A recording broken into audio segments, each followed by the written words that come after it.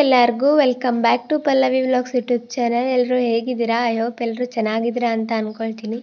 ಇವತ್ತು ಶನಿವಾರ ಬೆಳಗ್ಗೆನೇ 5 ಗಂಟೆಗೆ ಎದ್ದು ಮನೇನ ಎಲ್ಲ ಕ್ಲೀನ್ ಮಾಡಿಕೊಂಡು ನೈಟ್ ಪಾತ್ರೆನ ತೊಳೆದಿರಲಿಲ್ಲ ಅಂತ ಬೆಳಗ್ಗೆನೇ ತೊಳ್ಕೊಂಡು ಟೀನ ಮಾಡಿಕೊಂಡು ಒಂದು ಕಪ್ ಶುಂಠಿ ಟೀನ ಕುಡಿದು ರಂಗೋಲಿನ ಎಲ್ಲ ಹಾಕ್ಕೊಳ್ತಾ ಇದ್ದೀನಿ. ಮನೇನ ಎಲ್ಲ ಕ್ಲೀನ್ ಮಾಡಿಕೊಂಡು ರಂಗೋಲಿನ ಹಾಕ್ಕೊಳ್ತಾ ಇದ್ದೀನಿ.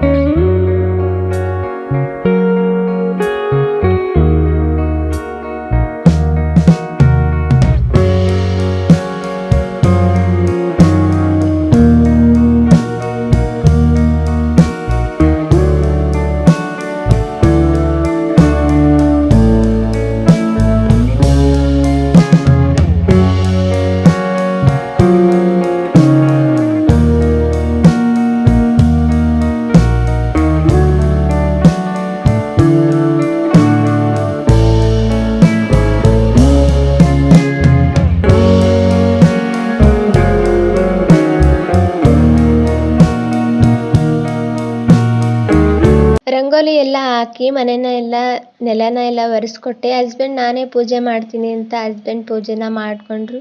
ಇವಾಗ ಬ್ರೇಕ್ಫಾಸ್ಟ್ನ ಮಾಡ್ಕೊಳ್ಳೋದಕ್ಕೆ ರೆಡಿ ಮಾಡ್ಕೊಳ್ತಾ ಇದ್ದೀನಿ. ಇವತ್ತಿನ ಬ್ರೇಕ್ಫಾಸ್ಟ್ ಜೋಳದ ರೊಟ್ಟಿ ಮತ್ತು ಎಣ್ಣೆ ಬದನೆಕಾಯಿನ ಮಾಡ್ಕೊಳ್ಳೋದಕ್ಕೆ ಮೊದಲಿಗೆ ಒಂದು ಪ್ಯಾನ್ನ ಇಟ್ಟು ಶೇಂಗಾನ ಹುರ್ಕೊಳ್ತಾ ಇದ್ದೀನಿ. ಶೇಂಗಾನ ಚೆನ್ನಾಗಿ ಹುರ್ಕೋಬೇಕು. ಎಷ್ಟು ಚೆನ್ನಾಗಿ ಹುರ್ಕೊಳ್ತೀವೋ ಅಷ್ಟು ಚೆನ್ನಾಗಿ ಎಣ್ಣೆ ಬದನೆಕಾಯಿ ಬರುತ್ತೆ ಅಂತಲೇ ಹೇಳ್ಬೋದು. ಶೇಂಗಾನ ಚೆನ್ನಾಗಿ ಹುರಿದು ಒಂದು ಮರದಲ್ಲಿ ಹಾಕಿ ಸೈಡಲ್ಲಿ ಎತ್ತಿಟ್ಕೊಂಡು ಅದ್ರ ಸಿಪ್ಪೆನೆಲ್ಲ ತೆಗೆದು ಒಂದು ಮಿಕ್ಸರ್ ಜಾರ್ಗೆ ಹಾಕಿ ಅದನ್ನು ಪುಡಿ ಮಾಡಿ ಎತ್ತಿಟ್ಕೊಂಡಿದ್ದೀನಿ. ಇವಾಗ ಅದೇ ಪಾತ್ರೆಗೆ ಒಂಚೂರು ಎಣ್ಣೆನ ಹಾಕ್ಕೊಳ್ತಾ ಇದ್ದೀನಿ. ಎಣ್ಣೆ ಕಾದಾದ ನಂತರ ಸುಲಿದಿಟ್ಕೊಂಡಿರೋ ಬೆಳ್ಳುಳ್ಳಿ ಹಾಕ್ಕೊಂಡು ಚೆನ್ನಾಗಿ ಫ್ರೈ ಮಾಡ್ಕೊಳ್ತಾ ಇದ್ದೀನಿ. ಬೆಳ್ಳುಳ್ಳಿ ಕಲರ್ ಸ್ವಲ್ಪ ಚೇಂಜ್ ಆಗಬೇಕು, ಅಲ್ಲಿ ತನಕ ಫ್ರೈ ಮಾಡಿಕೊಂಡು ಇವಾಗ ಈರುಳ್ಳಿ ಮತ್ತು ಕರಿಬೇವನ್ನ ಹಾಕ್ಕೊಂಡು ಅದನ್ನು ಕೂಡ ಚೆನ್ನಾಗಿ ಫ್ರೈ ಮಾಡ್ಕೊಳ್ತಾ ಇದ್ದೀನಿ.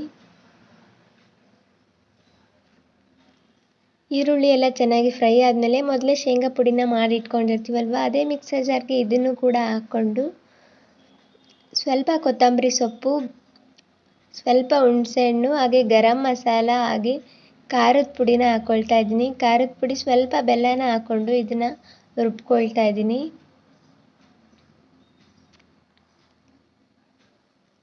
ರುಬ್ಕೊಂಡು ಇದನ್ನು ಒಂದು ಬೌಲ್ಗೆ ಟ್ರಾನ್ಸ್ಫರ್ ಮಾಡಿ ಇಟ್ಕೊಂಡು ಇದಕ್ಕೆ ರುಚಿಗೆ ತಕ್ಕಷ್ಟು ಉಪ್ಪು, 2 ಟೇಬಲ್ ಸ್ಪೂನ್ ಗುರೆಳ್ಳು ಪುಡಿನ ಹಾಕ್ಕೊಳ್ತಾ ಇದ್ದೀನಿ. ಗುರೆಳ್ಳು ಪುಡಿ ಹಾಕೊಳ್ಳೋದ್ರಿಂದ ಟೇಸ್ಟ್ ಇನ್ನೂ ಸಖತ್ತಾಗಿರುತ್ತೆ. ಇವಾಗ ಕಟ್ ಮಾಡಿ ಇಟ್ಕೊಂಡಿರೋ ಈರುಳ್ಳಿ ಹಾಕ್ಕೊಂಡು ಇದನ್ನು ಸೈಡಲ್ಲಿ ಎತ್ತಿಟ್ಕೊಂಡು ಬದನೆಕಾಯಿನ ಕಟ್ ಮಾಡ್ಕೊಳ್ತಾ ಇದ್ದೀನಿ. ನಾರ್ಮಲಾಗಿ ಎಣ್ಣೆ ಬದನೆಕಾಯಿಗೆ ಯಾವ ಥರ ಕಟ್ ಮಾಡ್ಕೊಳ್ತೀವಲ್ವ ಅದೇ ಥರನೇ ಕಟ್ ಮಾಡ್ಕೋಬೇಕು. ಈ ಥರ ಒಂದು ಚಾಕುವಿಂದ 4 ಕಡೆನೂ ಕಟ್ ಮಾಡಿಟ್ಕೊಂಡು ಇವಾಗ ಮೊದಲೇ ರೆಡಿ ಮಾಡಿ ಇಟ್ಕೊಂಡಿರುವಂಥ ಈ ಬದನೆಕಾಯಿ ಮಸಾಲಾನ ಚೆನ್ನಾಗಿ ಮಿಕ್ಸ್ ಮಾಡಿಕೊಂಡು ಬದನೆಕಾಯಲ್ಲಿ ಫಿಲ್ ಮಾಡ್ಕೋಬೇಕು. ಚೆನ್ನಾಗಿ ಮಿಕ್ಸ್ ಮಾಡಿಕೊಂಡು ಸ್ವಲ್ಪನೇ ಫಿಲ್ ಮಾಡ್ಕೋಬೇಕು.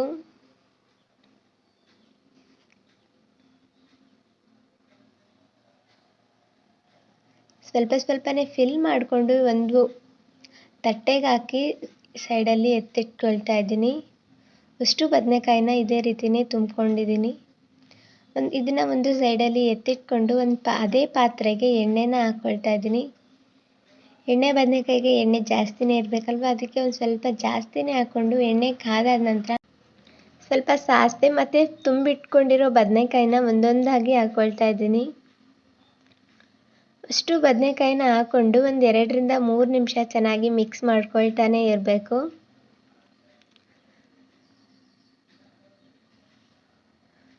ಅಷ್ಟು ಇದೇ ರೀತಿನ ಚೆನ್ನಾಗಿ ಮಿಕ್ಸ್ ಮಾಡಿಕೊಂಡು ಒಂದು ಲಿಡ್ನ ಕ್ಲೋಸ್ ಮಾಡಿ ಒಂದು 50% ಹಬೆಯಲ್ಲಿನೇ ಬೇಯಿಸ್ಕೊಂಡು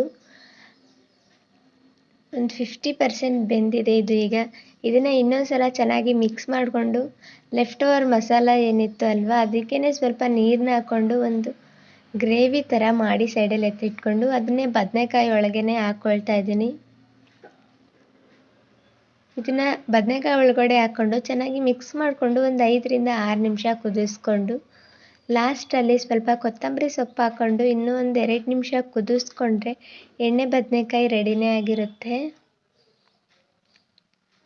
ಇದಕ್ಕೆ ಕಾಂಬಿನೇಷನ್ ಆಗಿ ಜೋಳದ ರೊಟ್ಟಿನ ಮಾಡ್ಕೊಂಡಿದ್ದೆ. ಎಷ್ಟು ಚೆನ್ನಾಗಿತ್ತೆ ಗೊತ್ತಾ? ಟ್ರೈ ಮಾಡಿ ಹೇಗೆ ಬಂತು ಅಂತ ಕಮೆಂಟ್ ಮಾಡಿ.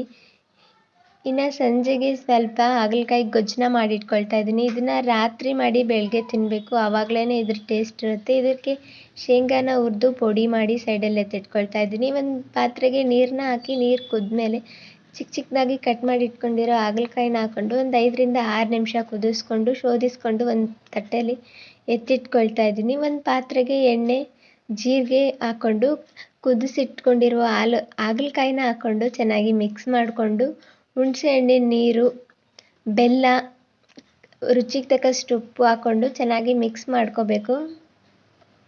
ಚೆನ್ನಾಗಿ ಮಿಕ್ಸ್ ಮಾಡಿಕೊಂಡು ಇದಕ್ಕೆ 1 ಟೇಬಲ್ ಸ್ಪೂನ್ ಖಾರದ ಪುಡಿ ಹಾಕ್ಕೊಂಡು ಇನ್ನೊಂದು ಸಲ ಚೆನ್ನಾಗಿ ಮಿಕ್ಸ್ ಮಾಡ್ಕೊಳ್ತಾ ಇದ್ದೀನಿ. ಇದ್ರ ನೀರು ಕ್ವಾಂಟಿಟಿ ಎಲ್ಲ ಕಡಿಮೆ ಆಗ್ತಾ ಬರುತ್ತೆ. ಇದು ಎಷ್ಟು ನೀರು ಹೋಗಬೇಕು ಆ ಥರ ಇದನ್ನು ಚೆನ್ನಾಗಿ ಕುದಿಸ್ಕೋಬೇಕು. ಇವಾಗ ಸ್ವಲ್ಪನೇ ನೀರು ಕಡಿಮೆ ಆಗ್ತಾ ಇದೆ. ಇವಾಗ ಪೂರ್ತಿ ನೀರು ಕಡಿಮೆನೇ ಆಗೋಯಿತು. ಇದಕ್ಕೆ 2 ಟೇಬಲ್ ಸ್ಪೂನ್ ಪುಟಾಣಿ ಪುಡಿ ಹಾಗೆ ಹುರಿದು ಪುಡಿ ಮಾಡಿಟ್ಕೊಂಡಿರುವಂತಹ ಶೇಂಗಾ ಪುಡಿನ ಹಾಕ್ಕೊಂಡು ಚೆನ್ನಾಗಿ ಮಿಕ್ಸ್ ಮಾಡಿಕೊಂಡು ರೊಟ್ಟಿ ಅಥವಾ ಚಪಾತಿ ಜೊತೆನೂ ಕೂಡ ಸರ್ವ್ ಮಾಡ್ಬೋದು. ಈ ವಿಡಿಯೋ ಇಷ್ಟ ಆಗಿದ್ರೆ ಪ್ಲೀಸ್ ಒಂದು ಲೈಕ್ ಮಾಡಿ, ಕಮೆಂಟ್ ಮಾಡಿ, ಸಬ್ಸ್ಕ್ರೈಬ್ ಮಾಡಿ. Thank you.